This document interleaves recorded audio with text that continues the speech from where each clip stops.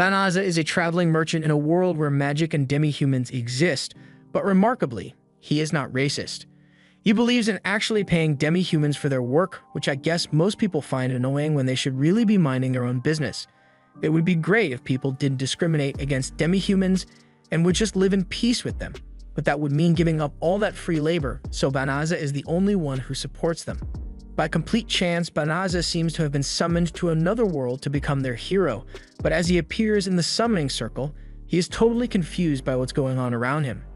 He is informed that he was summoned by the kingdom of Clyrode to help them in the battle against the Dark Army since he is a hero candidate, but Banaza corrects them by saying he is not worthy of the title of hero. He thinks there may have been some kind of mistake, but the people around him ignore everything he says and call for a magic orb to be brought up onto the circle by one of the maids. They tell Banaza that the orb will analyze his abilities, and when a hero candidate is summoned, in exchange for having their level reset to 1, the hero candidate is usually given a divine revelation. This is an ability that gives 1 strength that wouldn't be attainable through normal training. However, Banaza just doesn't have 1. And on top of that, his stats are slightly below average for this world, so the summoners start thinking they may have failed again somehow. Banaza can't say he's surprised by the results since he already knew he wasn't particularly special, but they didn't have to rub it in like that. Since he clearly doesn't meet their expectations, he starts asking to be sent back to his original world, but he gets cut off by the fanfare going on in the summoning circle next to him. The people who summon the other guy praise him for having exceptional stats indicative of a true hero, so everyone ditches Banaza and flocks to the side of the new hero to praise him as well. The other guy takes a look at the stats on Banaza's screen, and once he gets a frame of reference for how good his stats truly are, and he immediately lets it go to his head that he is the chosen one. A party is thrown where the king officially appoints the blonde guy as the hero of the kingdom, and while the celebration is going on, Banaza is left on his own. He has never heard of any kingdom called Clyrode before, so he wonders if he is really in another world after all. Regardless, his priority right now should be getting himself back to his original world, but that's going to be difficult since when he finally gets to meet with the king, he is told that the gate connecting to his world has been closed, so there's no way they can send him back now. But not to worry, because they plan to compensate him by kicking him over to a plot of land that they don't use so they never have to see him again. Also, the kingdom messed up by summoning him here and not being able to send him back, so they tell him that he is not allowed to tell anyone about what happened here. With that, Banaza was loaded up into a cart in a rough manner and sent on his way to his new residence in the middle of nowhere. Along the way, Banaza tries to start a conversation with the lizard man who was driving the cart, but the lizard man had been told that he wasn't allowed to speak to Banaza at all, so he declines answering any questions. Banaza tries to get him to open up by asking if he has a slave contract with the king, but the lizard man finds the notion preposterous because slavery was abolished here years ago. He may not get paid the best salary, but he's not a slave to anyone. Humans and demi-humans live in peace here, so there's very little discrimination between them. 20 days into the journey, Banaza has arrived at the Delaveza forest. Once he gets out of the cart, the lizard man hands him a bottomless bag that the king provided him with. It should have enough food and money for him to last a while out here, but before he leaves, the lizard man turns back to him and warns that the demon lord's army is known to be active around this area, so in his personal opinion, Banaza should get out of here as soon as possible if he wants to live. As the lizard man leaves, Banaza is grateful for the warning. Even if he told him to run away, where exactly could he go when he doesn't know anything about this world? He takes a look at the bottomless bag he had received, and thankfully, it works the same way as the ones back in his old world, so he's able to use it. He looks through the items available and pulls out a sword so he can defend himself if he needs to, but although the sword looks impressive, it's still just a piece of junk. Banaza then notices a few slimes approaching, but since in his world, slimes were passive mobs, he didn't think these ones would be any different. He was wrong. The slimes attack him and he is forced to slash through all 3 of them to save himself. However, the cheap sword is already broken from just 3 strikes. Banaza is now unarmed. He gets a notification telling him that his level has increased from 1 to 2, and when he checks his stats, they all change to this weird sideways 8 symbol. But it's not like he could have gotten infinite stats from just killing 3 slimes. He is also shown that he can now access the voice guidance system, so he initializes it and is shown all the spells that he now has access to. But it's a little too much information for him all at once. The system also warns him that the bottomless bag he was given has a monster-attracting spell on it, which is probably why slimes decided to attack him against their normal behavior. That, coupled with the fact that he was only given the cheap sword to defend himself, means the king is trying to get him to die out here. The system tells Banaza that he is able to remove the spells on the bag if he wants, so he does so, and the bag is once again safe to carry around.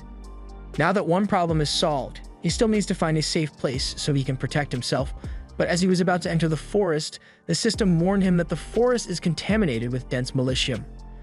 It's a substance that is produced and dispersed by demons, and it is said to be very harmful to humans if they come into contact with it, so it would be a bad idea to go in there as it is now.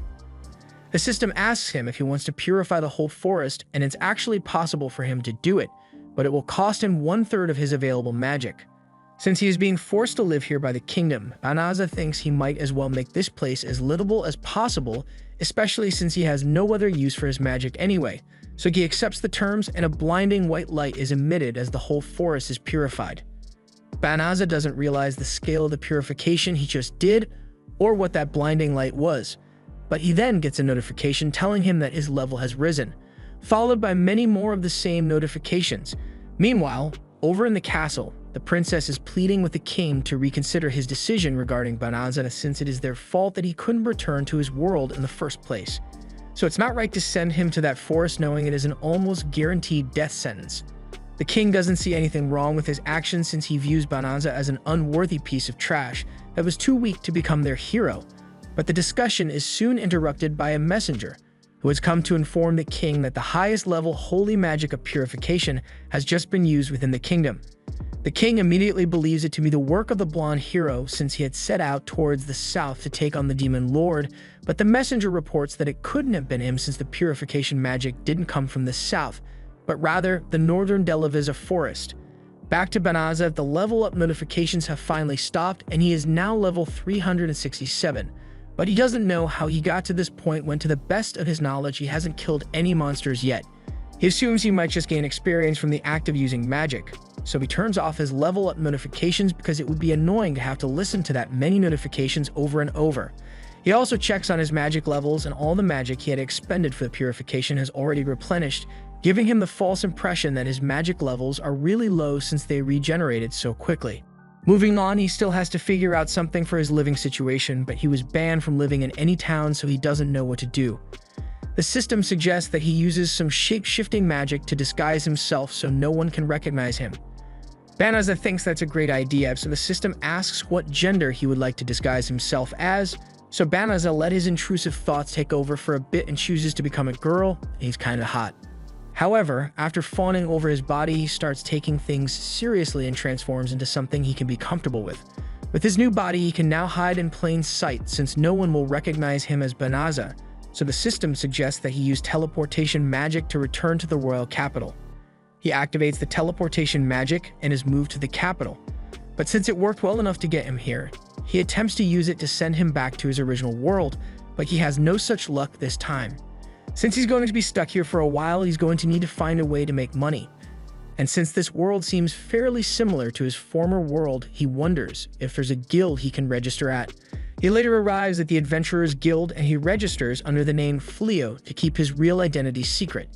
After registering, he goes over to the notice board to check out what quests are available since he needs to make some money, but he doubts that he'll be able to get anything good since he is just a new adventurer.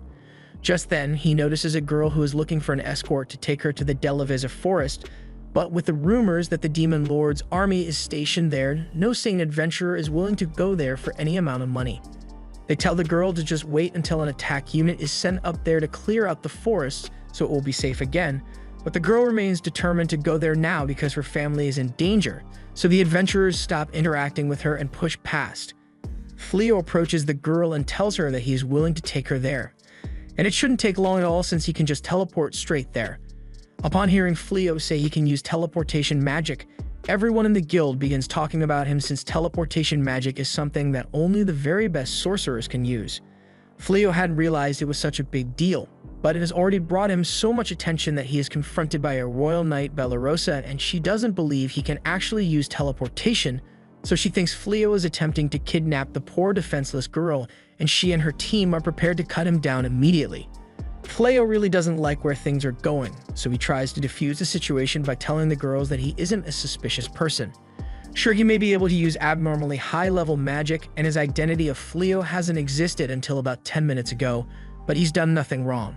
If they really don't trust his intentions, then he offers to have the knight's party come along so they can ensure that the girl won't be harmed in any way. His offer catches them off guard, but they accept and head out into a back alley so they don't draw too much attention. Fleo activates his teleportation spell, and everyone is transported to the Delavisive forest instantly. They are all surprised that Fleo can actually use such powerful magic, so they are convinced that he must be a first-order sorcerer of some kind and are also starting to regret the threats they had made to him earlier. Bellarosa gets down to apologize to Fleo for making rude assumptions about him which were completely baseless, and so do the rest of her teammates. Meanwhile, the girl is confused by the state of the forest since she was sure that it was coated in a thick veil of malicium. But now it's all gone and she can't even sense any magic beasts in the area either. Fleo was about to explain that he used purification magic in the forest, but the system warns him that it could be dangerous to reveal that he can use purification magic when he is speaking to a demon. At the same time, the same girls that were ready to cut Fleo open in defense of the girl have all turned their weapons towards her, stating she is suspicious for wanting to come to this dangerous place. The girl acts scared at first, but once it is clear that the party isn't buying her disguise anymore, she begins to reveal her true form. She is Fenris, the younger sister to the demon General Fengril, and she was initially sent to the human town to learn about them and find someone dumb enough to come back here with her so she could eat them. But now that they know her true identity, she needs them all to die. Fenris begins spreading her malicium, and it is enough to bring everyone to their knees. All except Fleo, who is just tanking the damage. Fenris is surprised that he isn't affected by the malicium, but it doesn't matter to her much since she can just finish him off directly instead. She attacks Fleo, but he manages to dodge out of the way at the last second while carrying Bellarosa. He can't protect everyone and fight at the same time, so he uses teleportation magic to send everyone away and faces Fenris alone. He still doesn't know why he had to end up here, but there's no way he is going to let himself die before he gets the chance to do anything in this world, so he's going to throw every spell the system has available at Fenris. As Fenris attacks him, Fleo activates a skill that allows him to leap really high into the air, and he surprises even himself with how much force he was able to generate just now. Fenris attempts to attack him again, so he selects another spell and creates a rock wall for defense. He continues to just spam spells at her until he casts a gravitation spell that pins Fenris to the ground. He knows he's got to do something to take advantage of the opportunity he's got right now, but he doesn't know how to permanently deal with a demon like her. So the system offers a helpless suggestion and asks if he has considered a little something called slavery. Fleo is an advocate for free will and all, so enslavement is the last thing he would ever want to force on someone else, thus he refuses to use the subjugation spell. Fenris attempts to use her magic to get herself out of the gravity spell, but the system negates it and once again suggests that Fleo gives slavery a try. This goes on for a while with the system really trying to convince him that making Fenris a slave is a good idea, but he has his principles and won't compromise on them. While Fleo was arguing with the system, Fenris had gone through every spell she knows and they were all negated, so she has run out of magic and surrenders herself to Fleo. Without the strength to fight back, she's as good as dead already, so she asks him to end her life quickly. Fleo smiles and tells her that he never wanted to kill her in the first place, nor did he want to fight to begin with, so he undoes the gravity magic and lets Fenris go. She can't believe a human would willingly let a demon live, but Fleo doesn't really care whether he is dealing with a demon or a human. He just doesn't think it's right to kill an opponent who already surrendered. Fenris understands his point of view, but she still thinks he is being very naive. She undoes her beast transformation and returns to her normal human form, but she's naked, so Fleo finds it hard to look at her. He takes off his coat and covers her body before giving her the proposition that if she is willing to not kill humans anymore, then Fleo will look the other way and let her go free. Just not naked. He turns around to see if he has some clothes in his bottomless bag for her to wear, but he then hears a loud thud and finds that Fenris has collapsed. However, the system informs him that it is simply due to her magic being depleted, so there's no reason for him to worry. He sets up camp for the night and spends some time looking through the menu so he can keep track of all the magic he has available to use. But after taking a look at this list, he has no idea why he has access to all this strong magic when he just got here. At the same time, Fenris finally regains consciousness, so she takes a peek outside and sees Fleo sitting in front of the tent. She thinks back to how Fleo completely dominated her without even trying, and she has a strong resistance to magic as well, so he simply overwhelmed her. She always thought humans were a weak race, but now she doesn't know what to think. On another note, it's pretty strange that her magic fully recovered after only a couple of hours when she ran out, so she gets dressed and steps out to ask Fleo if he used healing magic on her. He confirms that he healed her, but if it were any other human, she would have been killed on the spot and skinned to make a Christmas rug, so she gets down on her knees and swears that she will never hurt another human again. And in addition, because she acknowledges Fleo's overwhelming strength, she says she sees him as her master, so she will dedicate her life to serving him.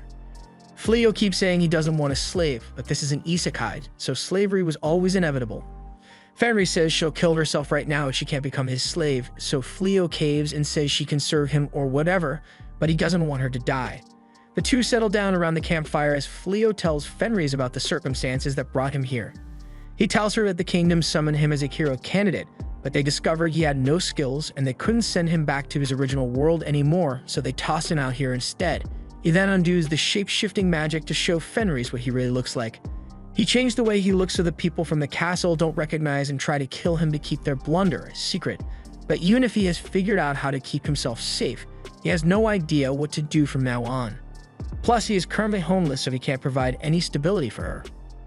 He tries to convince her to not be so insistent on serving him because it will make her life tougher, but she says her species remain completely devoted to whomever they acknowledge as their master, so no matter what may come or where they go, she will always be by Fleo's side no matter what. Fleo can't really argue with her after her declaration of commitment, so he agrees to let her stay by his side and Fenris jumps on him in excitement. Meanwhile, back at the castle, a blonde guy the king appointed as the hero has just returned from the strike force mission, and it was an absolute failure with most of the squadron being wiped out. The hero immediately puts all the blame on the soldiers and says they all freaked out and nearly got themselves killed as soon as they saw a magical beast, but he graciously fought tooth and nail to save as many of them as he could, so he won't stand here and be called a failure. The king isn't falling for such obvious BS, so he asks one of the soldiers that was in the squadron what actually happened, and the real story is that the hero stayed behind the army the entire time, and as soon as monsters appeared, he hightailed it out of there, leaving the soldiers fighting for their lives. All in all, he was a bitch. As the blonde hero is leaving, he begins complaining to himself that he has not leveled up at all in the past month.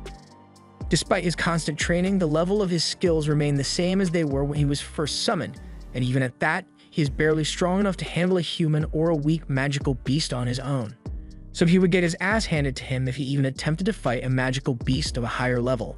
Just as his frustrations were hitting a boiling point, he is suddenly approached by the servant that was assigned to him by the castle, Suya. Since he's not in the best mood right now, he decides that he will go out and treat Suya to all the wonders of luxury. All at the expense of the royal family, of course. Meanwhile, Fleo is thinking of the best way to make some money of his own, so he plans to head into the Adventurers Guild to take on some quests, and Fenris is eager to join her master in whatever he wants to do. Fleo has no problem with her following him, but he would appreciate it if she dropped the master title and just used his name.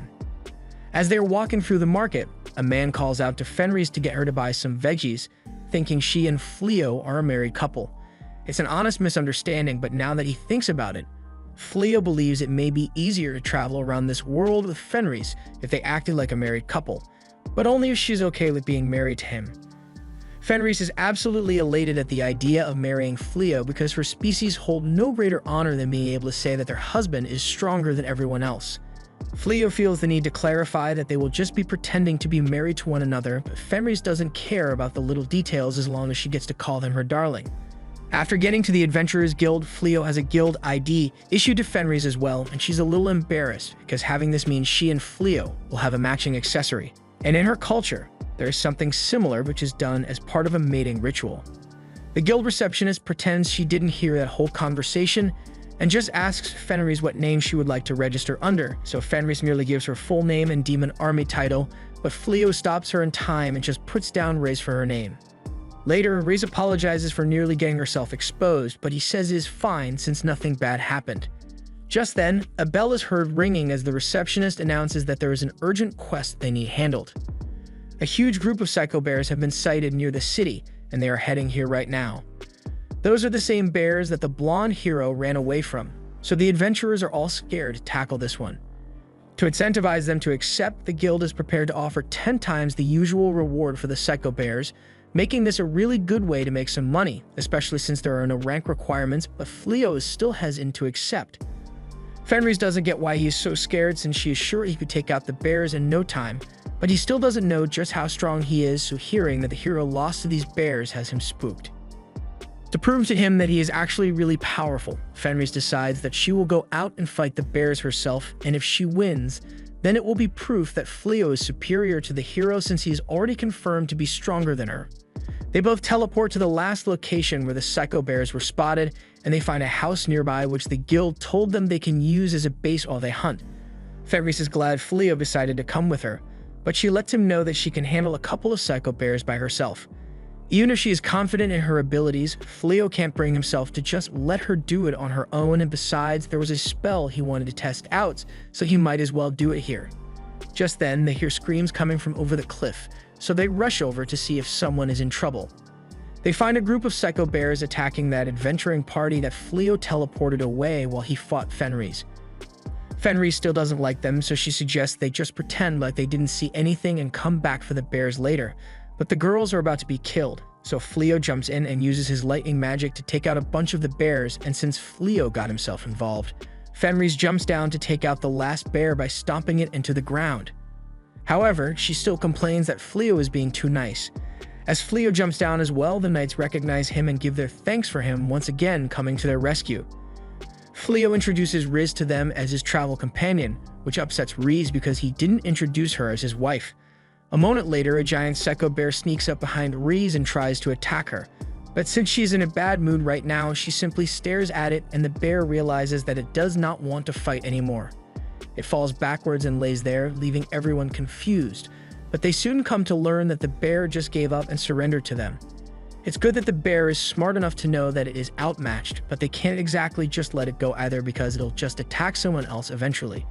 Thus, they come up with the idea to keep this psycho bear as a pet so it doesn't attack people anymore.